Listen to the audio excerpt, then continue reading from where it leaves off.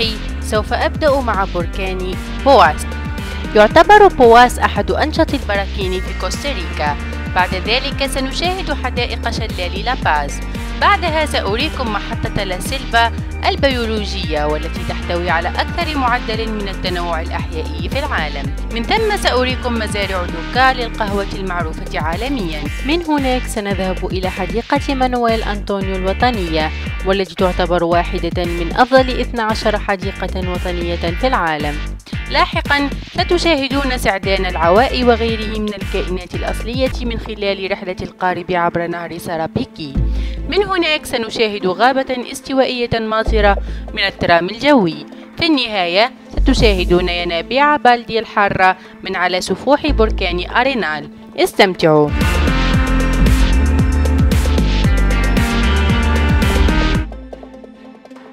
يعد بواس واحدا من أنشط البراكين في كوستاريكا، بالإضافة إلى كونه من أشهر المعالم وأكثرها زيارة.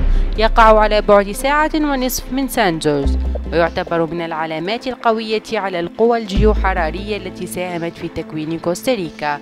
بإمكان أي شخص قطع 68 ميلا إلى هنالك، والتي تتمثل في حقول غير منتهية من القهوة والأزهار الممتدة حول المنطقة المحيطة بالحديقة. أفضل وقت للزيارة هو خلال ساعات الصباح، عادة ما تتشكل السحب عند الظهيرة، مما يصعب عملية الاستمتاع بالأجواء. نظرا لوجوده على ارتفاع 8885 قدما فوق مستوى سطح البحر، من الممكن مشاهدة المحيطان الهادي والأطلسي خلال يوم صافي. بينما كنا نقود للأعلى، قد تم إعلام أنه مع كل ارتفاع بمقدار 1000 قدم فإن الحياة النباتية تختلف تماما، وهو ما كان واضحا للعيان.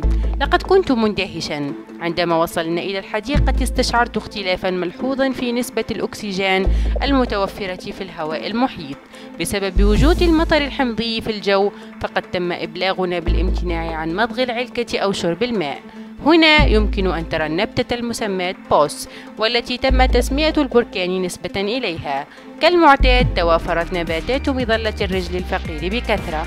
بما أن الوريقات تتميز بالخشونة في جانبها المعاكس، فقد تم استخدامها قديما لتنظيف وتلميع القدور المنزلية.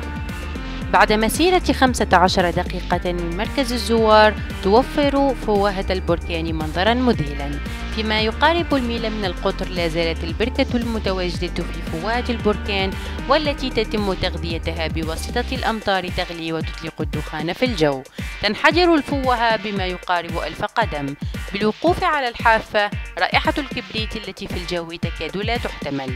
يمكن ملاحظة تأثير الأمطار الحمضية على النباتات المحيطة بالمنطقة. البركان عبارة عن بركان طبقي نشط، فقد انفجر 39 مرة منذ 1828.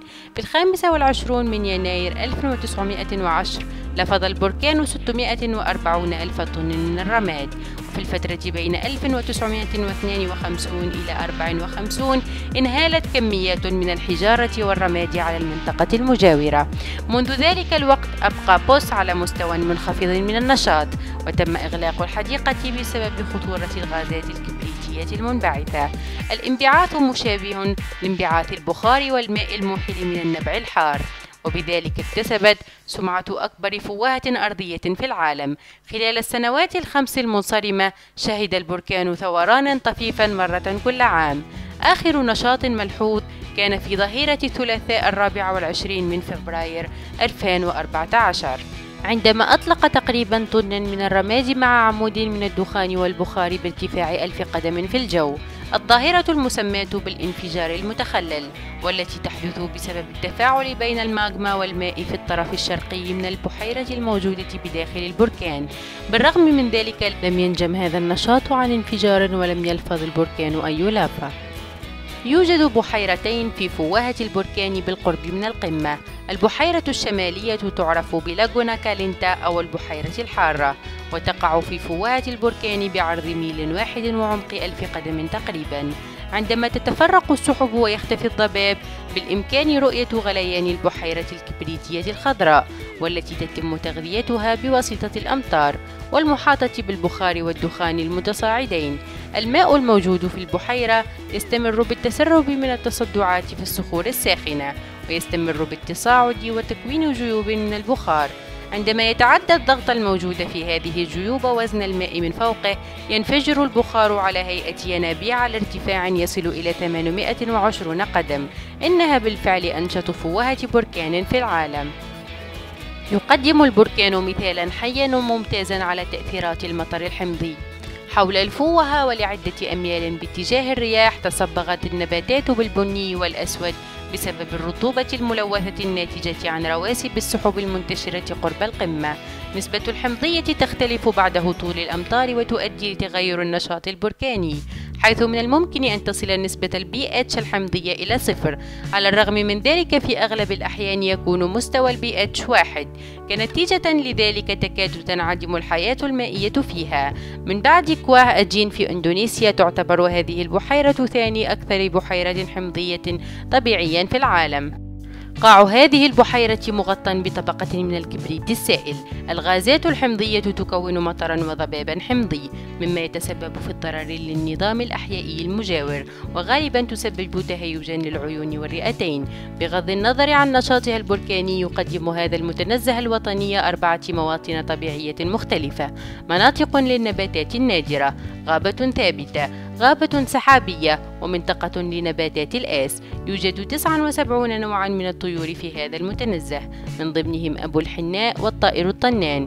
من بين الثدييات الموجودة هنا حيوانات القيود أو ذئب البراري، أبناء عرس طويلي الذيل، الضربانات، وبعض القطط الصغيرة من فصيلة السنوريات. إذا رأيت سنجابا أخضر مصفر فأمعن النظر فيه، فهذا هو سنجاب بوس الأخضر المصفر، وكما يوحي اسمه فيمكن إيجاده فقط في هذا المتنزه وليس في أي مكان آخر في العالم. واحد من أكثر الأنظمة الأحيائية إثارة للاهتمام في المتنزه الغابة القزمية أو الثابتة، حيث لا تستطيع السراخس وأشجار بونساي النمو كثيرا بسبب المطر الحمضي المنبثق من البركان. بالرغم من قصرها، ولكن تم المحافظة عليها جيدا حول الفوهة وفي الغابة. طريق تجاهل فوهة البركان يمتد لنصف ميلا تقريبا، وهو عبارة عن درب محاطة بالرياح من حول وباتجاه الفوهة. الطريق الجانبي والذي يستغرق من 20 إلى 30 دقيقة يؤدي إلى بحيرة بوتوس المثيرة للاهتمام والمذكورة سابقا. طريق إسكالونيا نسبة إلى شجرة بنفس الاسم تستغرق كذلك 30 دقيقة مشيا. هذه الطرق تأخذك من خلال الغابة. من المهم تذكر حقيقة أن الطقس هنا شديد الرطوبة، وحتى إذا لم تمطر تحتاج لحذاء جيد للطرق الموحلة، بالإضافة إلى معطف للمطر وسترة.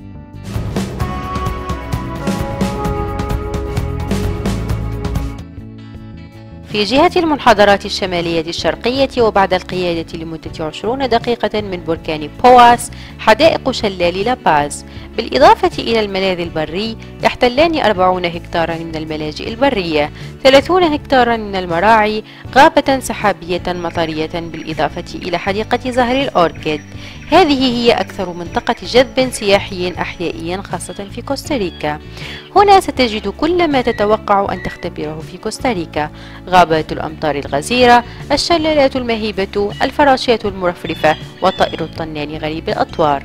الطقس في المنطقة المحيطة بلاباز يمكن أن يكون باردا بين 65 و 75 درجة ما دون الصفر فهرنهايت. تستقبل المنطقة ما متوسط 14 إلى 15 قدما من الأمطار سنويا. ينصح بمعطف أو مظلة هناك.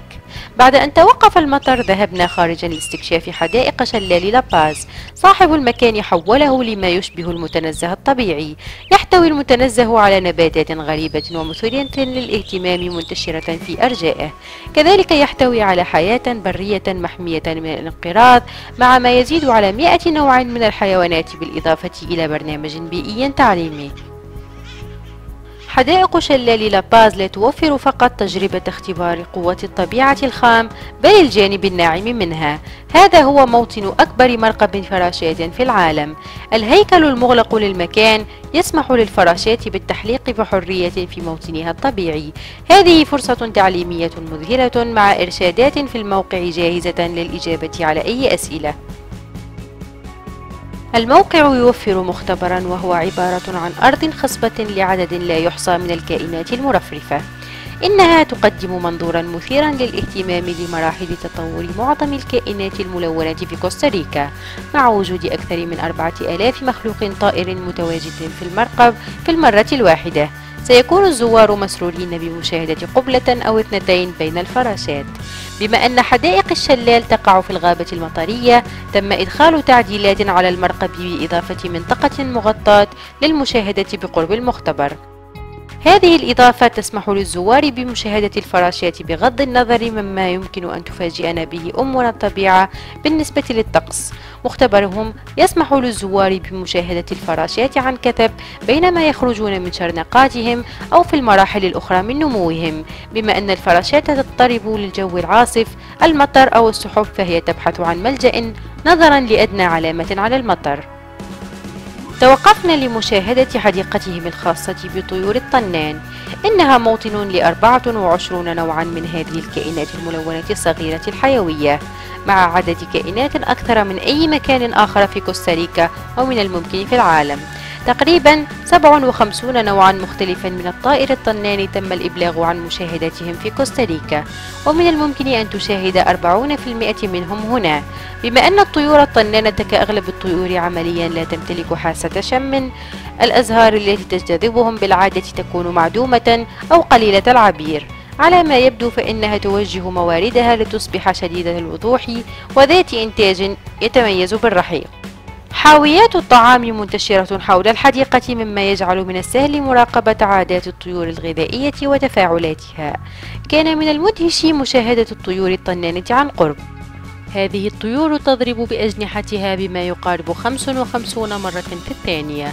سرعة طيرانها العادية تقارب 25 ميلا في الساعة. معدل أعمارها ما يقارب 4 سنوات. كانت تجربة مشاهدة هذه الطيور الصغيرة مثيرة للحماس، ورغبت في البقاء هناك لبعض الوقت، ولكن حان الوقت للذهاب. بعد ذلك أخذنا نزهة عبر حديقة الأوركيد الغريبة وبحيرة الضفادع. لا توجد زهرة أجمل من الأوركيد المتفتح، مذهل حقا. هنا نجد الضفادع مثل الضفدع المرقط السام وضفادع الورق الأخضر. كان من الصعب إيجادهم، ولكن مرشدنا كان يشير إليهم بعد أن يجدهم. أخبرنا أن الحيوانات المفترسة تعلمت كيف تتجنبها من خلال ألوانها الزاهية. إذا ما التهمتها ستمرض بشدة أو حتى تموت. هذا المكان مذهل، حيث لا يوجد ما يدخر في سبيل العناية بالحيوانات. تم إخبارنا أن الحيوانات التي تصل إلى لاباز، سواء كانت مجروحة ولا تستطيع العودة إلى الطبيعة، أو تمت مصادرتها من المربيين غير القانونيين أو التجار، فقط الحيوانات التي لا تستطيع العودة للطبيعة تعيش بصورة دائمة في المأوى. هنا تم وضع عربة ثيران، وهو ما تم استخدامه من قبل لنقل حبوب القهوة للساحل. التالي كان عبارة عن منطقة مغطاة بطيور الطوقان. غابات أمريكا الجنوبية الاستوائية تمثل موطنا لطيور الطوقان. المنقار الكبير والزاهي لطيور الطوقان جعلها من أشهر الطيور في العالم. المنقار ذو الطول المقارب ل7 إنشات ونصف يمكن أن ينظر إليه على أنه من سمات التزاوج، ولكن بالاستناد إلى ذلك هذه سمة يتمتع بها الإناث والذكور من طيور الطوقان. في الحقيقة كلا الجنسين يستعملان المنقار لالتقاط ورمي الفتات اللذيذ من الفواكه لبعضهم البعض. خلال طقوس التزاوج كسلاح، المنقار يمثل أداة للعرض أكثر منها للاستخدام. هو عبارة عن تكوين عظمي يحتوي في الواقع على الكثير من الهواء. بينما يردع الحجم الحيوانات المفترسة، فليس له فائدة تذكر في مكافحتهم، ولكن مناقير طيور الطوقان مفيدة في تغذيتها. الطيور تستخدمها للوصول للفواكه على أغصان الأشجار التي لا تحتمل أوزانها بسبب صغرها، وكذلك تستخدم لتقشير فضلاتها. هنا تتواجد الببغاوات كذلك. هذه الطيور المشرقة تمتلك ذكاء وطبع طفل في الثانية من عمره. تكاد تقتصر في طعامها على البذور، المكسرات، الفواكه والنباتات الندية. الببغاوات ترتبط بزوج واحد فقط وتبني أعشاشها في شذوع الأشجار المجوفة. تمتلك 4 أصابع في كل قدم، 2 تشيران للأمام و2 تشيران للخلف. هذا يضمن المهارة المطلوبة للتمسك بأغصان الأشجار أو بالطعام. بعدها منطقة مليئة بالقرود. هذه القرود تختلف في المظهر عن القرود الأخرى في أمريكا الوسطى. سعادين العواء معروفة بأصوات ذكورها البالغة المذهلة، يمكن سماع عوائهم على بعد كيلومتر من الغابة. بالعادة يصدرون أصواتا عند شروق أو غروب الشمس، أو كطريقة للرد على الناس، الطائرات، المطر والرعد، أو أفراد آخرين من قرود العواء. استخلص بعض علماء الأحياء أن العواء يستخدم كتقنية مكانية بين الأفراد أو للتواصل ضمن القطيع. قرود العواء بالكاد تنزل للأرض باستثناء السفر بين جزر الأشجار الموجودة في الموطن البيئي. قرود العواء شائعة الوجود في غابات كوستاريكا. كما هو متوقع، المنطقة مشهورة جدا بين السياح، حتى أن زوجا من القرود يمكنها أن تتعرف على أسمائها. كان الوقت قد حان لاستراحة الغداء. تقدم مطاعمهم مجموعة متنوعة من البوفيهات. جلست بقرب هذا الشلال الجميل واستمتعت بغدائي. استحققت هذه الاستراحة حيث أنني كنت متعبا جدا. بعد الاستراحة حان الوقت لمشاهدة شلالاتهم المشهورة. ممر الشلالات يضمن لمن يتنزه القدرة على زيارة 5 شلالات مختلفة. المدخل عبارة عن درج معدني يخترق الغابة النباتية كثيفة السحب والهواء المحمل بالأوزون. هذا الممر المذهل بحق يتبع مجرى ريو لا باز، حيث الشلالات تنحدر لما يقارب 5000 قدم عند سفوح بركان بواس. ينحدر النهر باتجاه الوادي لأقل من 5 أميال، مما ينتج عنه سلسلة استثنائية من الشلالات. الشلال الأول التمبلو ينهمر ل104 قدم فوق جرف وباتجاه بركة محاطة بمنصات لعرض النباتات الاستوائية الخصبة وجسر يقدم مناظر فريدة من نوعها للشلال. المنصات على مدى الممشى وفرت لنا رفاهية مشاهدة الشلالات من الأعلى، الأسفل والمنتصف أثناء تمتعنا بالضباب الناتج عما ترشه من مياه. بالاستمرار باتجاه أسفل النهر، الدرج المعدني والذي يحاذي الجرف ينحدر كذلك باتجاه ثاني أطول شلال، ميغا بلانكا أو السحر الأبيض، بطول 40 مترا أو بارتفاع 131 قدما. منصات المشاهدة الموجودة على امتداد المكان المنحدر تجعلك فوق وتحت الشلال. أحد المنصات تسمح لك بمراقبة ارتطام ميغا بلانكا الذي يصم الآذان من مجرد 20 قدما تحت المنحدر. يستمر الممر المنعش بالانخفاض عبر السلالم الحديدية الصلبة حتى ينتهي عند 3 شرفات. من هذه النقاط الاستراتيجية يمكنك مشاهدة شلالات إنكاندا والتي تمتد ل65 قدما بالإضافة إلى نظيره الأقل، شلالات إسكونديدو، بالإضافة إلى الشلال الأخير شلال لاباز والذي يصل ارتفاعه إلى 110 أقدام. لكي تتمكن من مشاهدة شلال لاباز وما يتمتع به من تألق، عليك المشي بمحاذاة الطريق العام الذي يمر مباشرة أمام الشلال. الشلال والمنطقة المحيطة تعرضوا لدمار شديد كنتيجة لزلزال بقوة 6.1 في 8 يناير 2009. الانهيارات الأرضية دمرت الطوق المحاذي للشلال.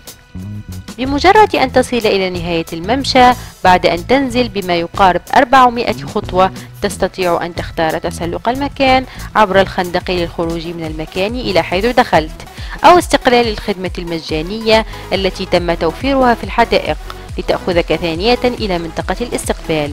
نحن أخذنا الطريقة الأسهل وقفزنا على متن الحافلة.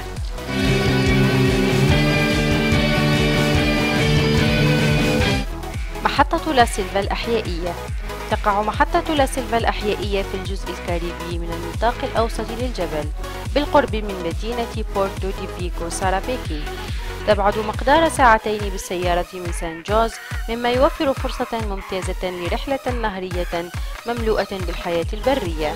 أكثر من 100 كائن ثديي و440 نوعا من الطيور تم تحديدها هنا، من ضمنها الببغاوات الخضراء، والتي يتم إدارتها من قبل منظمة الدراسات الاستوائية. تحتوي على أميال عديدة من الطرق السهلة والمعبدة للمشي. تعتبر كوستاريكا أكثر دولة في العالم تحتوي على نسبة عالية من التنوع الأحيائي. بالرغم من احتلالها ثلث 1% من مساحة الكرة الأرضية، تقريبا ما يعادل غرب فيرجينيا. تشير التقديرات إلى احتواء كوستاريكا على 4% من الكائنات الموجودة على سطح الكوكب. المئات من هذه الكائنات تستوطن كوستاريكا، ما يعني أنه لا تتواجد في أي مكان آخر على الأرض. هذه الكائنات الأصلية تتضمن الأفاعي، الضفادع، السحالي، العصافير، طيور الطنان، حيوانات الغوفر، الفئران، أسماك البلطي، أسماك الجوبة وغيرهم الكثير. إذا رغبت بمشاهدة معظمهم في مكان واحد، لا سيلفا هو المكان المناسب للزيارة. أفضل أوقات مشاهدة الحياة البرية هي الصباح الباكر وآخر المساء، خصوصا حول الثقوب المائية. سيجد المتجولون ومراقبي الطيور ممرات استثنائية في قلب الطبيعة البكر من الغابات الاستوائية المطيرة. يعد نهر سرابيكي مكانا ممتازا للحصول على الإثارة الناتجة عن التجديف الجماعي أو الفردي. بالنسبة إلى شيء أقل من الحماسة، يمكنك زيارة مزارع الموز القريبة، الذهاب في جولة الشوكولا أو تفقد حديقة الفراشات. إذا كنت ترغب في المكوث هنا لبضعة أيام، فالمنطقة لديها نزلها الخاص. نزل سيلفا فيرد يفتخر بال570 هكتارا المكونة لمحبي الغابة المطيرة ذات الطبيعة الحرجة، واحة من السحر والصفاء الكاملين. يملك النزل جسرا معلقا يربط بين النزل الأحيائي ومحمية الغابة المطيرة. يمكن التمتع بنزهة في ممرات القش الأرضية المنعمة بالنباتات الاستوائية. بالقرب من غرفة الطعام يوجد حمام سباحة ذو هيئة دعائية للزوار، حيث يمنح الإحساس بأنه ينتظر من يبحث عن مكان منعش للاسترخاء والهدوء بعد يوم مغامرة من استطلاع الغابة المطيرة. بموقعه قرب نهر سرابيكي، غرف النزل الساحرة المطلة على النهر تقع فوق الغابة المطيرة، حيث أنها تقع فوق منصات مرتفعة، مما يوفر منظرا فريدا للنباتات المحيطة. تستوعب الغرف ما بين شخص إلى 4 أشخاص بوجود أسرة مزدوجة. الأجنحة ال5 ذات الطابع المماثل للغابة الاستوائية، والتي تم إعادة تشكيلها حديثا، مدسوسة في الغابة بالقرب من الحديقة النباتية، بالإضافة إلى كونها مزودة بالتكييف وبالشرفات الواسعة. تدير كوستاريكا برامج الحفاظ على التنوع الأحيائي للدول النامية. أكثر من 27% من أراضي الدولة تتمتع بصفة الحماية لكونها حدائق وطنية، ملاجئ للحياة البرية، محميات للغابات وغيرهم الكثير. تنشط حكومة كوستاريكا في حماية تنوع أراضيها الأحيائي من خلال الخدمات الأحيائية التي تقدمها.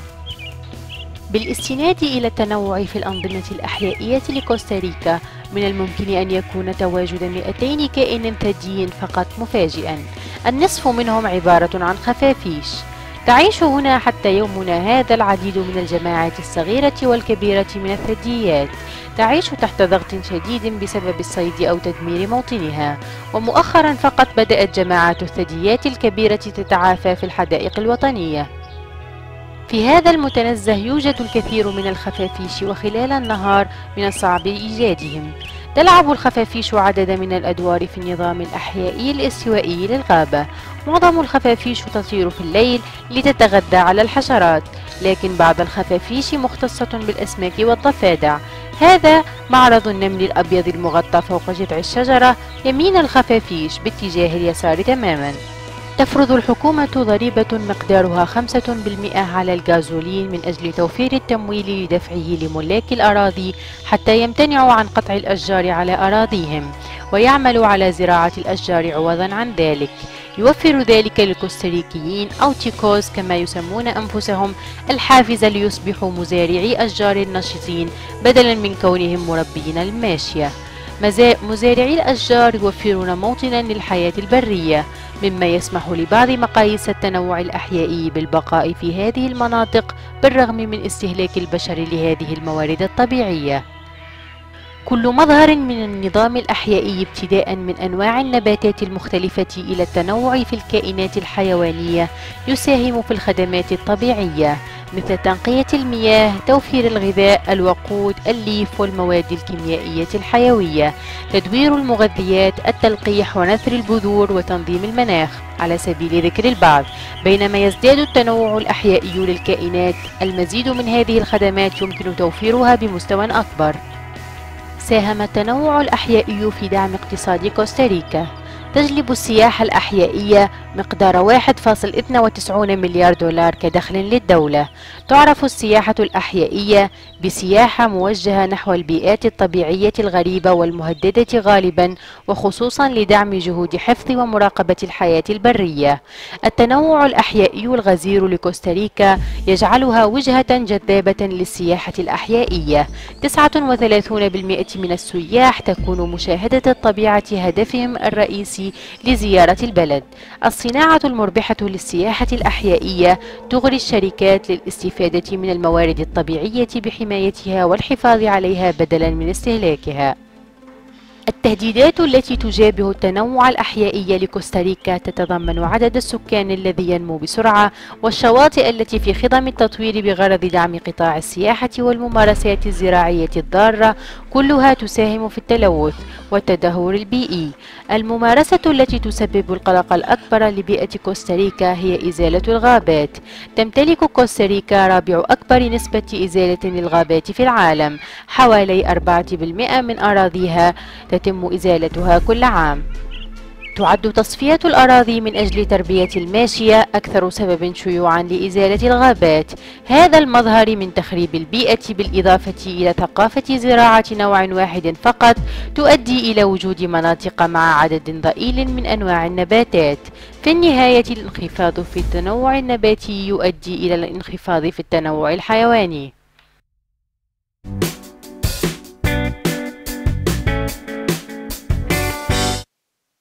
تمتلك كوستاريكا تربة بركانية غنية وأجواء وارتفاعات مختلفة، وهي عبارة عن عوامل مهمة تحدد كيف سيكون طعم القهوة. بوجودها عند المنحدرات الخصبة لألاجويلا، تعرف قهوة دوكا في أرجاء كوستاريكا والعالم ببنها العربي ذو الجودة العالية. جلنا العقار لنتعلم أكثر عن العملية التي تمر بها القهوة من المزارع الخضراء إلى أكوابنا. كونها مزرعة للقهوة منذ 1908، ما زال عقار دوكا ينمي القهوة في كوستاريكا لأكثر من 100 عام. تعود ملكيتها ل3 أجيال من عائلة فارجاس. لا زالت المزرعة تستخدم نفس الطاحونة المائية ذات 100 عام، والتي يتم استيرادها من إنجلترا من أجل توفير الطاقة للنباتات النامية. يمثل المبنى الريفي موقعا لموروث تاريخي ومعماري لحكومة كوستاريكا، لذلك حصل عقار دوكا على الاسم الفائز لعلامتها التجارية Tres Generations أو الأجيال الثلاثة. تزرع البذور في أحواض صغيرة وتبقى هناك حتى تصبح قوية بما فيه الكفاية حتى يتم نقلها لأحواض عادية. تبقى الشتلات في الأحواض الصغيرة لما يقارب السنة قبل أن يتم نقلها إلى الأرض الزراعية، حيث تستغرق 4 سنوات حتى تنضج. بعد 25 عاما، حين لا تعود أشجار القهوة تنتج الحبوب ذات الجودة العالية، يتم إزالتهم واستبدالهم بأشجار أصغر. تعتبر جذور نباتات القهوة الأفضل من أجل إضرام نار بطيئة ومستمرة. يتم تجفيف وبيع هذه الجذور للمطاعم في كل أرجاء كوستاريكا، خصوصا لشواء الدجاج. عندما يتحول لون الثمر للأحمر النابض بالحياة، تكون البذور قد أينعت وقد حان الوقت لقطافها، وهو ما يتم بالأيدي في دوكا، حيث يقوم 400 عامل بحصاد 1600 هكتار من نباتات القهوة في كل موسم. الأجر ضئيل، لكن يتم توفير السكن للعمال وعائلاتهم، وهم على الأغلب من نيكاراغوا. العديد من أشجار الفاكهة مثل الموز، المانجو والأفوكادو تتم زراعتها وسط نباتات القهوة حتى تستدرج الآفات بعيدا عن حبوب القهوة. فاكهة القهوة أو الكرز تمتلك حبتين من البن بداخلها. بعض الكرزات تمتلك حبة واحدة من البن، وهذه الحبة لها شكل مختلف قليلا وتعرف بالبايابيري. حبوب البايابيري هذه تكون نوعا مختلفا تماما. بمجرد أن يتم حصاد الحبوب، يتم استخلاص حبوب البن من القشرة، ويتم إرسالها للطواحين، حيث يتم توجيهها لمستوعب كبير مليء بالمياه. الحبوب ذات الجودة العالية تغرق للقاع، أما الأقل جودة والتي تمتلك كثافة أقل تطفو للسطح. الحبوب ذات الكثافة الأعلى يتم توجيهها بعد ذلك لقسم مختلف من الطاحونة، حيث يتم تركها لتتخمر لمدة 40 ساعة وحتى تفقد الوحي. بعد ذلك يتم نقل الحبوب لمنطقة خارجية، حيث يتم تقليبها كل 45 دقيقة لمدة 4 أيام حتى تجف تحت أشعة الشمس. خلال موسم المطر أحيانا يتم تجفيف الحبوب في الطاحونة، وهي عملية يتم تجنبها قدر الممكن، حيث أنها لا تؤدي لاستخراج نفس الطعم اللذيذ للقهوة التي تم تجفيفها تحت أشعة الشمس. عندما تجف الحبوب يتم وضعها في حقائب وتخزينها لمدة 3 أشهر قبل أن يتم نقلها من أغلفتها الطبيعية وتصديرها للتحميص. جميع الحبوب من بداية عملية الطحن إلى النهاية مفيدة. تعتبر الحبوب ذات اللون الباهت ذات الجودة الأعلى، أما تلك التي تم تجفيفها بواسطة الشمس فهي تعتبر الأفضل.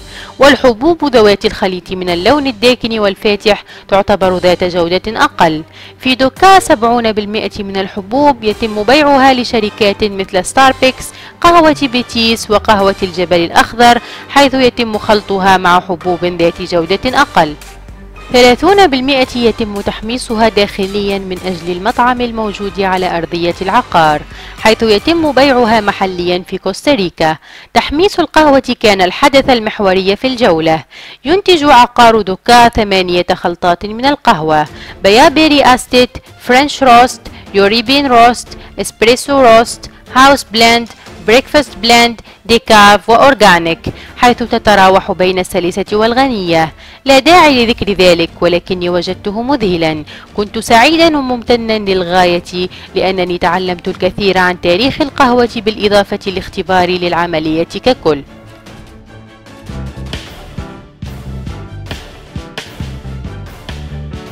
من سان جوز، واعتمادا على كثافة المرور، الرحلة إلى بارك ناسيونال مانويل أنطونيو تستغرق ما يقارب 3 إلى 4 ساعات للطريق. في منتصف الطريق بالضبط قبل عبور نهر تركوليس توقفنا للإفطار ولمشاهدة نهر تركوليس المشهور بالتماسيح. يبلغ طول النهر 69 ميلا، وتغطي تجمعاته المائية أكثر من 1200 ميل، مما يساعد على سقاية مناطق زراعية مهمة في البلاد. بالإضافة إلى ذلك يساهم النهر في توليد الكهرباء. بالرغم من ذلك لا يعتبر هذا النهر مكانا جيدا للسباحة نظرا لنسبة التلوث العالية فيه. هذا هو أكثر نهر تلوثا في كوستاريكا، حيث أنه يحمل أغلب القذارة من البلدات والمدن. يشتهر هذا النهر بكثرة التماسيح الأمريكية. يقال أن نهر تركوليس يحتوي على أكبر تجمع من التماسيح في العالم، 25 تمساحا لكل كيلومتر مربع. أغلب الوقت هذه الزواحف الكبيرة والتي يمكن أن تنمو لما يعادل 7 أمتار من الممكن رصدها تسبح على طول النهر أو تتشمس على الضفاف. لقد رأيت العديد من التماسيح والتي يبدو بأنها تنتظر أن يسقط أحدهم عن الجسر حتى تحصل على وجبة دسمة. بعد شهرين من زيارة المكان قرأت أن رجلا غير معروف الهوية قد قفز من فوق الجسر باتجاه النهر، وفي غضون دقيقتين تم التهامه من قبل التماسيح. بالإضافة إلى التماسيح يدعم النهر أكثر من 50 نوعا من الطيور المهاجرة والمحلية والساحلية. يعد بارك ناسيونال مانويل أنطونيو واحدا من أجمل 12 حديقة وطنية في العالم. تقع هذه الحديقة في جنوب مدينة كيوبوس على ساحل المحيط الهادي، وعلى بعد 82 ميلا من سان جوز. من السهل الوصول إلى الحديقة التي تحتوي على خيارات جيدة من الفنادق والمطاعم. بما أن المدخل إلى الحديقة مغلق بوجه المركبات، اضطررت للمشي حتى أصل للمحمية مرورا بخليج صغير. المستكشف الأسباني بونس دي ليون اكتشف مانويل أنطونيو أثناء بحثه عن ينبوع الشباب في العام 1519. في العام 1972 بغرض إبقائها للأجيال القادمة قرر سكان كوستاريكا الحفاظ على هذا المتنزه. نظرا لشواطئها الجميلة وحياتها البرية الغنية، فهي أكثر حديقة سياحية يتم زيارتها في كوستاريكا.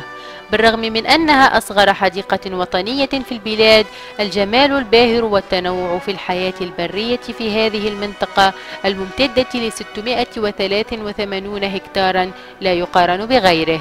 لذلك تستقبل الحديقة ما يعادل 150 ألف زائر سنويا. يتكون الموطن الطبيعي في هذا المتنزه من حيوانات طبيعية أولية وثانوية، بالإضافة ل 109 من أنواع الثدييات، من ضمنها حيوانات الراكون، البط ذا الذيل الأسود الشائك، والبط الأخضر، حيوان الكسلان ذو الإصبعين، وقرود السناجب اللطيفة ذات الوجه الأبيض. يحتوي المتنزه كذلك على 184 نوعا من الطيور، من ضمنها طيور الطوقان، طيور نقار الخشب، النسر التركي، الببغاوات والصقور. كذلك يشيع وجود الأفاعي والكثير من أنواع الخفافيش في أرجاء الحديقة. هنا لا ينتهي الصيف أبدا، بالرغم من أن متوسط درجة الحرارة السنوية لهذه الحديقة تبلغ 82 درجة بمقياس فهرنهايت، مع درجة حرارة دنيا تبلغ 68 فهرنهايت. في ذلك اليوم كانت تبلغ 95 درجة. وجدت نفسي على طول النتوء الأرضي المطل على المحيط الهادئ. بينما كنت أمشي بدأ الهواء يصبح أثقل من الرطوبة، أكثر عبقا بسبب النباتات الكثيفة، وأكثر حياة مع نداءات الطيور والقرود. فجأة أصبح واضحا أن هذا المكان استوائي. بينما بدأت أشعر بالسأم من منادات صغار القردة والتي تهرول على الحبال المعلقة خلال بحثي عن الطيور وحيوانات الكسلان، انتهى هذا الطريق عند شاطئ فيروزي برماله المثالية، والذي يعرف ببلايا أسبانيلا. هذا الشاطئ الخلاب برماله البيضاء الطويلة التي تمتد لنصف ميل، حيث أوراق الأشجار الخضراء من جهة وخليج صغير منعزل من جهة أخرى. الأحواض الناتجة عن حركة المد تعد رائعة للغطس. يتم التأكيد على الزوار بأن لا يطعموا الحيوانات أو أن يتركوا الطعام بدون رقابة. يتواجد الكثير من الحراس بغرض فرض هذه القاعدة، لكن الكثير من الزوار يطعمون الحيوانات من أجل المتعة المصاحبة لذلك.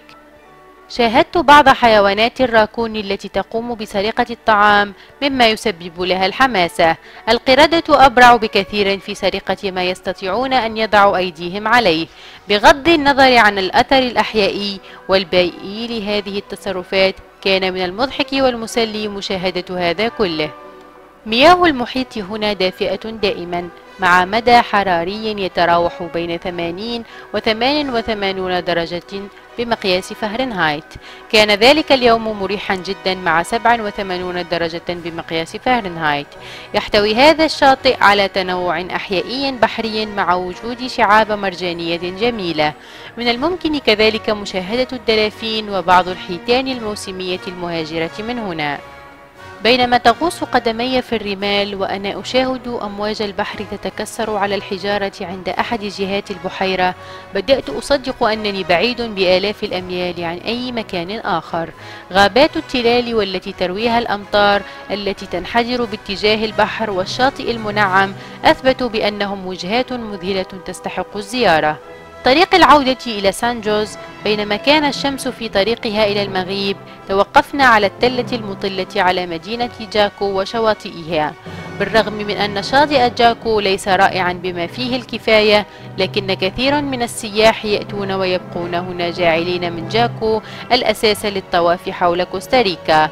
المحيط الهادئ أمام المدينة يمتلك شهرة عالمية بسبب رياضة الصيد، الركمجة ذات المستوى العالمي، الغوص، الغطس كذلك يمكن ممارستهم هنا.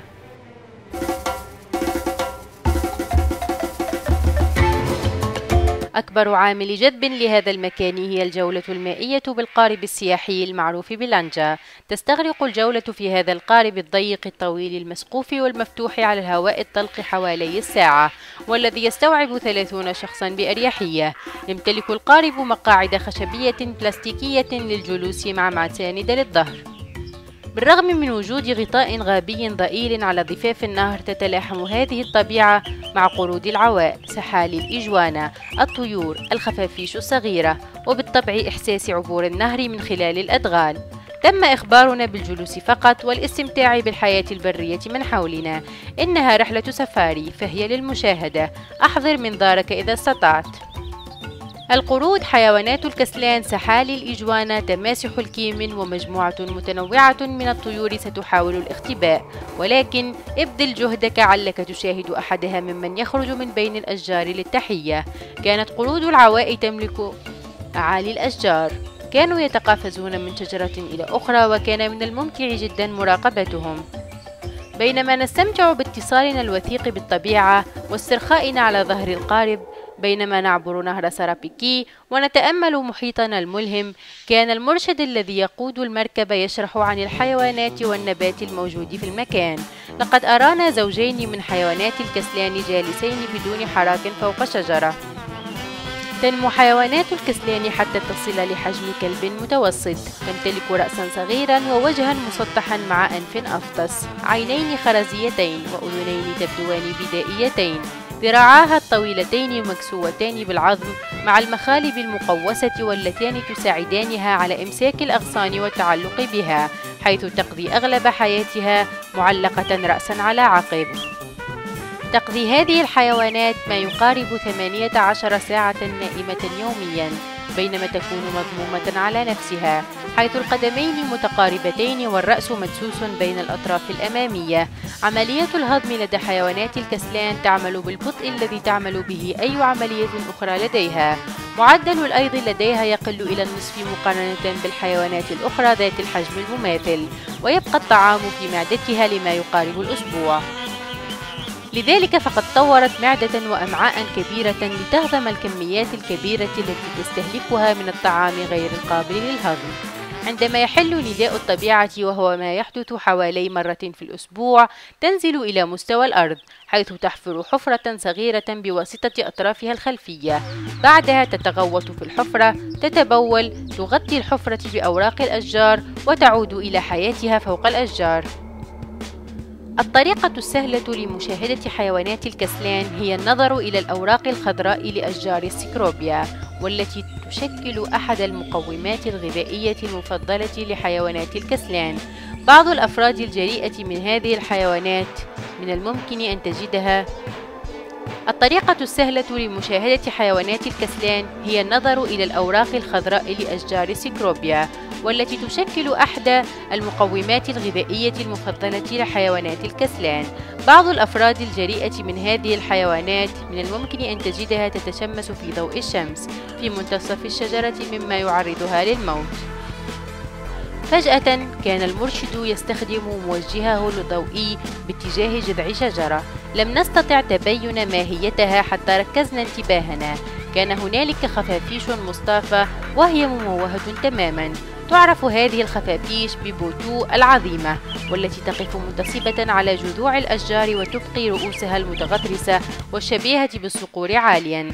الخفافيش حيوانات ليلية، هذا يعني أنها تنام خلال النهار وتنشط خلال الليل.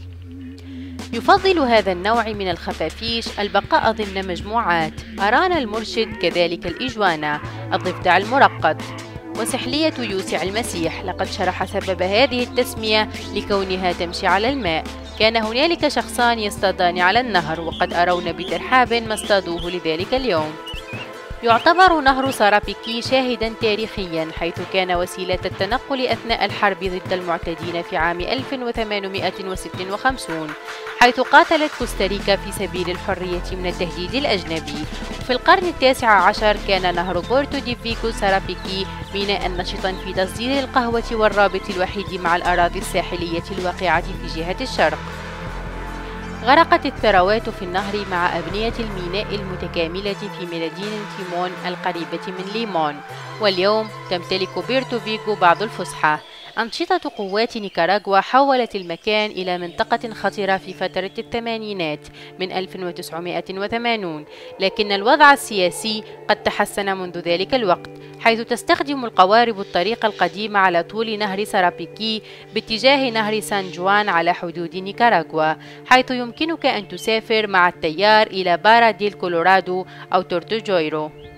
لا زالت الحرب الكلامية تستعر بين كوستاريكا ونيكاراغوا، ولكنهم لا يقلقون كجزائر. الجو حار هنا، مناخ استوائي حقيقي، تغمر المياه مناطق واسعة من سارابيكي أغلب أوقات السنة، ولا زالت القنوات المائية تعتبر وسيلة نقل حيوية لكل المنطقة.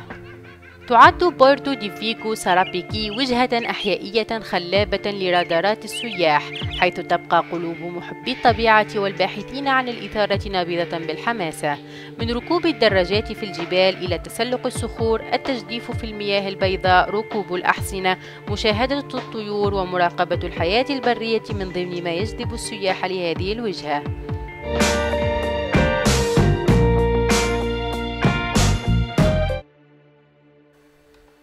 المغامرة في الغابة المطيرة لا يمكن أن تكتمل من دون ترام الغابة المطيرة الجوي المشهور. تم إنشاؤه لرفع الوعي العالمي بالغابات الاستوائية المطيرة. الترام الجوي للغابة المطيرة الأطلنطية تسمح للضيوف باستكشاف الأسرار المخفية والحدائق المعلقة للغابة الاستوائية الماطرة من منظور مذهل. يسافر الزوار حرفياً ل90 دقيقة بين بستان الغابة، القبة وحدائقها، بينما يكتشفون النباتات والحيوانات التي تكون مخبأة بالعادة. يمتلك هذا العالم المعروف بالكاد جمالاً باهراً وتنوعاً أحيائياً استثنائي. جولة جوندولا عبارة عن جولة جوية معدلة تغطي مسافة 1.6 عبر الغابة المطيرة. يسافر الزوار حرفياً ل90 دقيقة بين بستان الغابة، القبة وحدائقها، بينما يكتشفون النباتات والحيوانات التي تكون مخبأة بالعادة. يمتلك هذا العالم المعروف بالكاد جمالاً باهراً وتنوعاً أحيائياً استثنائي. جولة جوندولا عبارة عن جولة جوية معدلة تغطي مسافة 1.6 ميل عبر الغابة المطيرة. هذا المكان آمن للغاية وهادئ، مما يسمح للزوار أن يستمعوا لأصوات مختلفة قادمة من الغابة المطيرة. هذه المنطقة عبارة عن محمية خاصة من 1200 هكتار، تتشارك ب6.2 ميل من الحدود مع حديقة بروليو كاريو الوطنية، وتتضمن منطقة عازلة بين الحديقة والأراضي الزراعية. على عكس الصحراء، إمداد الماء ليس شحيحا في الغابة الاستوائية المطيرة. لا زالت المنافسة شديدة قائمة، ولكن في هذه الحالة المنافسة على النور والمغذيات، بوجود أشجار طويلة مكونة لظلال تمتد لعدة طبقات، بسببها لا يصل الكثير من الضوء لأرضية الغابة، والمنافسة على الضوء تشتد. في بعض الأحيان تكون أرضية الغابة خالية تماماً بسبب عدم وصول ضوء كاف إليها. بوجود المنافسة كخلفية، فإن وجود النباتات الطفيلية والكروم في الغابة المطيرة يمكن تفسيره. بدلاً من نمو جذوعها عالياً حتى تتمكن الأوراق من التقاط الضوء، تغش النباتات الطفيلية والكروم حيث أنها تنمو من الأعلى للأسفل. هذه هي طريقة عملها. قرد أو طير يأكل فاكهة النبات الطفيلي، ومن ثم يطير أو ينتقل لبقعة أخرى حيث يتغوط فيها. البذور الموجودة ضمن الأكوام الغنية من البراز تتواجد في لحاء أو تشعب الشجر العالي حيث يوجد ضوء متاح أكثر. في حالة الكروم ترسل جذورها بسرعة في الأرض حتى تحصل على معادن أكثر. يمكن للطفيليات أن تنمو عكس الأشجار أو عبر أوراقها من خلال حوض. الحوض يمتلئ بمزيج من الماء والبراز الناتج عن الحيوانات التي تأوي إلى المظلة، والنباتات الطفيلية يمكن أن تستخلص المعادن الموجودة في المياه. في النهاية تغلف الجذور الجذع بالكامل وتبدأ بالاندماج. فوق عند المظلة، التين يقوم بتضليل أوراق النبات المضيف. يبدأ النبات المضيف بالمرض ثم يموت، وفي النهاية يتحلل. هذا يترك تين الخانق واقفا بشموخ. تكون جذورها الممتدة جذعا أجوفا يماثل طول الشجرة الأصلية. الحصول على الضوء هو نصف القصة فقط. من الممكن أن يكون الحصول على المغذيات صعبا كذلك. تفكك الأمطار الغزيرة المغذيات من تربة الغابة وتحملها بعيدا. الطبقة السفلية المتبقية بطيئة في إعطاء المعادن، وهذه كذلك يتم غسلها بسهولة، لذلك النباتات عليها أن تقطع مسافات طويلة حتى تحصل على المغذيات المطلوبة قبل أن يتم غسلها. مع حرارة الغابة تبقى الكثير من المغذيات في التربة، ومع تحلل الأوراق يتم إضافة المزيد من المغذيات إلى التربة، والتي يتم امتصاصها بسهولة من قبل الأشجار. عندما يتم قطع الغابة تبقى التربة غنية بالمغذيات على عكس المتوقع، ومع الاهتمام ستبقى محافظة على المزروعات لوقت طويل. على الجانب الآخر، بوجود الحرارة الاستوائية تتحلل الأوراق بسرعة، مما يسبب التهديد حيث تؤدي الأمطار لانجرافات المغذيات بعيدا. لإيقاف ذلك يتكون غطاء كثيف من الجذور في الغابات الاستوائية، بالعادة مباشرة على السطح، حيث تتحلل الأوراق وتطلق المغذيات مباشرة فوق الجذور. لا تتغلغل المغذيات أبدا إلى التربة المعدنية، لذلك هي ليست معرضة للشطف بعيدا. هذا التأثير يتم بوضوح في التربات الاستوائية الأفقر. مظهر آخر من مظاهر المنافسة على المغذيات هو الدور الذي تلعبه الفطريات. لا تساهم الفطريات في سقوط الأوراق فقط، ولكن تعقد شراكات مع جذور النباتات بأخذ السكريات منها مقابل إعطاء المغذيات في المقابل. تزيد هذه الشراكات من قدرة نباتات الغابة على الحصول على المغذيات.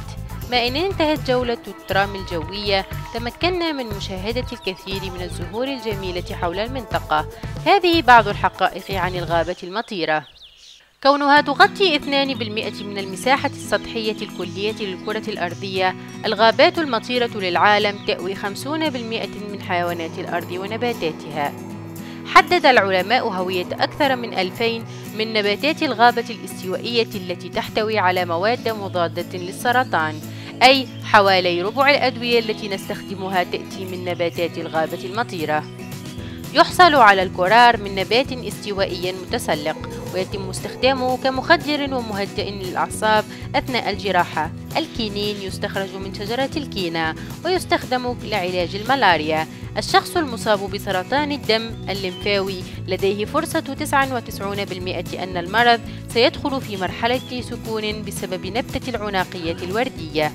أقل من 1% من مخلوقات الغابة الاستوائية المطيرة تم تحليل قيمتها الطبية. إن رقعة نموذجية بمساحة 4 أميال مربعة من الغابة المطيرة تحتوي على 1500 من النباتات المزهرة، 750 نوعا من الأشجار، 400 نوع من الطيور، و150 نوعا من الفراشات. تعمل الغابات المطيرة كالمقياس الحراري للعالم، حيث تنظم درجات الحرارة وأنماط الطقس. تعتبر الغابات المطيرة محورية في الحفاظ على إمدادات الأرض من المياه النقية ومياه الشرب. الغابات المطيرة الاستوائية تلقب بجواهر الأرض وأكبر صيدليات الأرض، حيث تم اكتشاف أكثر من ربع الأدوية الطبيعية في العالم هناك. كذلك تتحمل الغابات المطيرة مسؤولية 28% من دورة الأكسجين في العالم. نادرا ما ترتفع الحرارة في الغابة المطيرة عن 93 درجة بمقياس فهرنهايت، ونادرا ما تنخفض عن 68 درجة. متوسط الرطوبة بين 77 و 88%. معدل الأمطار يتخطى 100 إنش سنويا. بالمعدل الحالي لفقدان الغابات الاستوائية، 5 إلى 10% من كائنات الغابة الاستوائية المطيرة سيتم فقدانها مع مرور كل عقد زمني.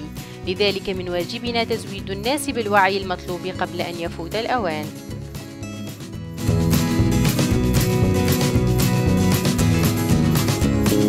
تركنا سان جوز في الصباح الباكر باتجاه ينابيع بالدي الساخنة، وفي الطريق توقفنا في بلدة جيريسيا الجميلة ألاجويلا. تقع هذه البلدة الخلابة على ارتفاع 3300 قدم فوق مستوى سطح البحر، وتمتلك طقسا رائعا كونه منعش ونسيمي، مما يبقي الجو باردا طوال السنة. هذه المنطقة رائعة لغرض الاستكشاف بخضرتها وطبيعتها غير المفسدة. بغض النظر عن كونها أحد أنظف المدن في أمريكا الوسطى، تشتهر هذه البلدة بكنيستها المسماة لإجليسيا ميتاليكا نيوسترا سينيورا دي لاس مرسيديس، أو كنيسة سيدتنا ذات الرحمة المعدنية. بعد تعرض بناء المعبد السابق لأضرار بالغة جرار الزلزال في عام 1882، تم بناء هذه الكنيسة ذات الطراز القوطي في عقد التسعينات من 1890 كليا من هيكل ورقائق معدنية مستوردة من بلجيكا. هناك أسطورتين معروفتان عن هذه الكنيسة. الأولى هي أن الكنيسة كانت مقصودة لمدينة بونتاريناس في تشيلي، ولكن خطأ أدى لهبوطها على مدينة بونتاريناس في كوستاريكا وانتهت في بلدة جيريسيا. الأسطورة الثانية هو أن الكنيسة كانت عبارة عن هدية من دولة أجنبية، ومن المفترض أن تقام في اليونان الواقعة في أوروبا، ولكن بالخطأ تم شحنها بالسفن إلى جيريسيا في كوستاريكا. من الواضح أن هذه مجرد أساطير. مجتمع التيكو المحلي هنا لطيف للغاية، ويرحب بالزوار بفرط من الحماسة إلى منازلهم وقلوبهم. أينما ذهبت في هذه المنطقة يوجد نسخ من العربات التي تقودها الخيول، والتي تم استخدامها لنقل حبوب القهوة وغيرها من المنتجات. فقد تم طلاؤها بتصاميم كوستاريكا القديمة الجميلة والزاهية. في بعض الأماكن شاهدت فقط العربات المدولبة، كذلك تم طلاؤها بالتصاميم التقليدية. مثل أي رحلة يحرص المنظمون على أخذ الزوار للتسوق، فقد تم طلاؤها بتصاميم كوستاريكا القديمة الجميلة والزاهية. في بعض الأماكن شاهدت فقط العربات المدولبة، كذلك تم طلاؤها بالتصاميم التقليدية. مثل أي رحلة يحرص المنظمون على أخذ الزوار للتسوق. توقفنا عند أحد هذه الأماكن، واندفعت السيدات لشراء أي شيء وكل شيء، بينما شعر أغلب الرجال بالملل. على الأقل هذا ما شعرت به أنا. بالرغم من ذلك، من الرائع مشاهدة المناديل المصبوغة والتي تمثل ثقافة كوستاريكا. هذه الأماكن ملائمة للتوقف بغرض شراء التذكارات وبأسعار معقولة. بعد عدة إنذارات عادت السيدات وأكملنا رحلتنا. بما أن وقت الغداء قد حل، توقفنا عند مطعم ذو تصميم متقن. كان الطعام جيدا والأجواء مريحة، تواجدت الأزهار والأشجار الجميلة بكثرة، مما منحني فرصة للاسترخاء. بعد الغداء غادرنا باتجاه الينابيع الحارة والمنتجع التابعين لبالدي، تقع في قلب كوستاريكا في مركز بركان أرينال. عندما وصلنا إلى هناك كانت السماء تمطر بشدة، ولكن كالعادة عندما تكون الأمطار شديدة فإنها تذهب بسرعة كذلك. بالاستناد إلى حقيقة أن كوستاريكا تضم 5 براكين نشطة، فإن الينابيع البركانية الحارة من عوامل الجذب المشهورة. بالرغم من أن الأحواض المائية الحرارية تتواجد في كل مكان عبر البلاد، إلا أن الأغلبية والأشهر بالطبع تقع في منطقة لا فورتونا أرينال بفضل بركان أرينال القريب. هنالك العديد من المنشآت المشابهة في محيط بركان أرينال، ولكن هذه المنشأة هي الأغلى بينهم جميعا. إنه مكان مثالي للعائلة حتى تبتعد عن صخب الحياة، حيث توفر 25 بركة حرارية معدنية، والتي تنبع طبيعيا من مركز البركان. ستستمتع بالأحواض ذات الدرجات الحرارية المختلفة بين 92 100 102 104 109 110 113 116 152 درجة بمقياس فهرنهايت، مما يوفر تشكيلة ملائمة لكل أجناس الضيوف. المياه المعدنية التي يتم تسخينها بواسطة الحرارة الجوفية يتم تغذيتها بواسطة مياه الأمطار، والتي تتسرب خلال تصدعات الأرض وكسورها. بينما تتجول خلال الأرض تصبح معرضة أكثر للطاقة الناتجة عن حرارة الأرض الجوفية، وكذلك تصبح المياه معرضة للغازات ولمجموعة كبيرة من المعادن من الصخور والرواسب المعدنية. في البداية تمتص المياه المعادن عبر الرشح، من ثم يتم تسخينها بواسطة الحرارة الجوفية، وفي النهاية تعود لسطح الأرض. الينابيع الحارة الابتدائية عبارة عن مياه معدنية تم تسخينها جوفيا، حيث التفاعل البركاني المباشر يلعب دورا محوريا في عملية تكوين الينابيع الحارة. أحد الاختلافات المحورية بين الينابيع الحارة الناتجة عن الترشيح وتلك الابتدائية هو المحتوى الغازي والمعدني للماء مثل الرادون والبروميد. الينابيع الحارة الابتدائية غالبا ما يتم دعمها بواسطة غرف الصهارة التي تتواجد على بعد أميال تحت سطح الأرض، بالإضافة إلى المناطق النشطة بركانيا. تمتلك هذه المياه الطبيعية فوائد صحية عديدة كيميائيا وفيزيائيا بسبب درجة حرارتها ومعادنها العضوية. عندما نغمر بالمياه ترتفع درجة حرارة أجسامنا مما يفقدها الجراثيم والفيروسات. يساعد ذلك في زيادة معدل الدورة الدموية أثناء طرد السموم عبر عملية التنفس. تقلل هذه المياه ذات القدرة الشفائية من الضغط على المفاصل والعضلات مما يولد الشعور بالاسترخاء، ويساعد عملياتنا الأيضية من خلال دعم الهضم. هناك ممرات بين الأحواض الصغيرة والكبيرة، الحارة والباردة. أحيانا يتواجد حوض بارد بالقرب من حوض دافئ، مما يسمح للزوار بأن يتبردوا ويتدفأوا كما يحلو لهم. في الحقيقة سترتفع حرارتك الداخلية بعد قضاء حوالي 20 دقيقة في ينبوع حار، لذلك نصحنا بأن نقضي بعض الوقت في الأحواض الباردة خلال زياراتنا. لقد تم الاعتناء بالمنتجع جيدا، نظيف ومذهل. يوجد كذلك جاكوزي عملاق. كذلك هنالك منحدرات مائية، ولكن لسوء الحظ كانت مغلقة في اليوم الذي كنت فيه هناك. بعض الأحواض كبيرة وتحتوي على شلالات منعشة، كهوف، منحدرات مائية وعواميد للسباحة إلى آخره. يوجد كذلك ممرات مرتبة تربط بين الأحواض التي تمتد عبر الأشجار. كان بوفيه العشاء رائعا مع أنواع مختلفة من التحلية. بالتأكيد أنصح بالقدوم إلى هنا. إذا كنت في زيارة للبركان لديهم خزانات مغلقة، ومن الممكن تغيير المناشف بأخرى جافة. العديد من المسافرين ممن يأتون لرؤية ثوران بركان أرينال، ولكن يبقون للاستمتاع بالاسترخاء الناتج عن الينابيع الحارة.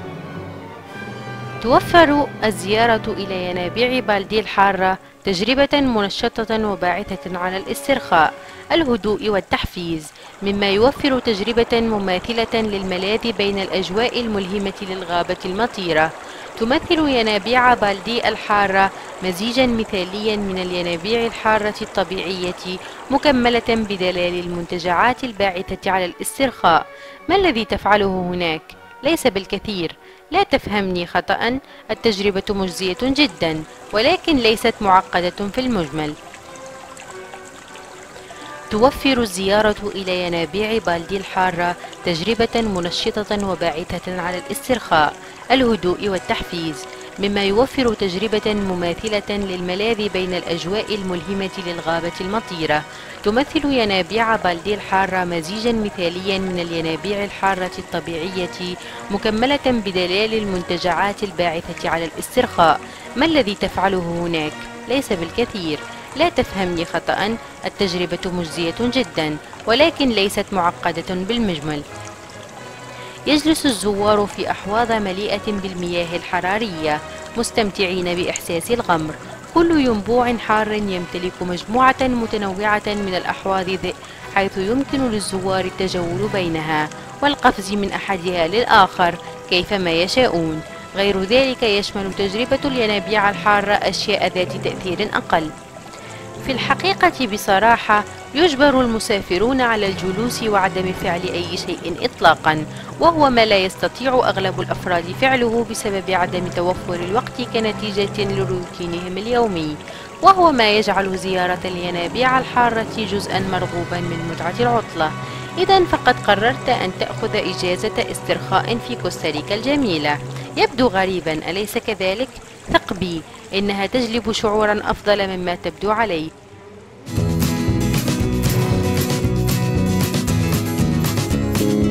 إذا كان من الممكن لا يوجد أي يوم من أيام رحلتي يخلو من الصيد. رياضة الصيد في كوستاريكا سلسلة من التجارب المحفزة للأفراد الباحثين عن المشاعر الجامحة. تشتهر مياه البحر الهادئ المطلة على كوستاريكا بامتلاكها سجلا باصطياد أسماك رائعة مثل سمكة الزعنفة الشراعية، أسماك المارلين، أسماك الدورادو، الأسماك الذهبية، أسماك النهاش، السمك الديك والتنو الأصفر. الصيادون بالصنارة يبتهجون للتنوع الموجود بعيدا عن الشاطئ، ويتعجبون للكائنات البحرية الموجودة في الداخل. تمتلك كوستاريكا 7 محافظات، وتعد محافظة جواناكاستي الأفضل لممارسة الصيد في المياه العميقة. لهذا السبب خططت للعودة إلى الولايات المتحدة من ليبيريا، حيث يوجد رحلة مباشرة للوطن. من الممكن للشخص أن يذهب إلى بهية كوكو، خليج براسيليتو أو خليج تاماريندو. اخترت أن أبقى في بلايا ديل كوكو.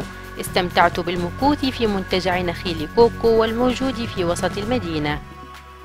إنه عبارة عن فندق مملوك لأمريكيين، ويحتوي كذلك على مطعم رائع. يعرف هذا المكان بين العديد من الأشخاص في العالم بكونه جنة طبيعية بسبب طقسه الدافئ، غطائه النباتي الخصب، والمحميات الطبيعية. يسمح ذلك للفرد بمشاهدة المناظر الطبيعية بتناغم تام بين الحياة البرية والمائية. خلال فترة وجيزة تم حجز جميع القوارب للصيد في المياه العميقة. بالرغم من ذلك وجدت قاربا صغيرا لأستخدمه للصيد الشاطئي.